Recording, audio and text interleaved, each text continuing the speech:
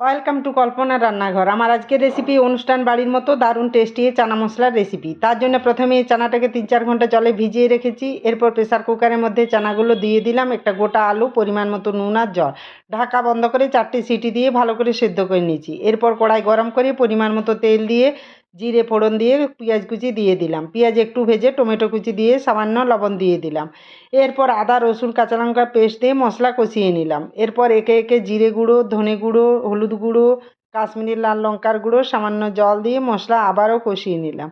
মশলা থেকে তেল ছেড়ে এলে 2 চামচ ফেটানো টক দই দিয়ে একটু নাড়াচাড়া করে চানাগুলো দিয়ে স্বাদ মতো লবণ আর সেদ্ধ করে রাখা আলুটা ম্যাশ করে দিয়ে একটু কষিয়ে জল দিয়ে দিলাম।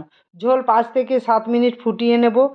এরপর নামানোর কিছুক্ষণ আগে উপর থেকে গরম মশলা, চানা মশলা, হাফ চামচ চিনি, হাফ চামচ গাওয়া ঘি ও কাসুরি মেথি দিয়ে নামিয়ে নেব। আমার রেসিপিটি ভালো লাগলে সাবস্ক্রাইব করে পাশে থাকবে।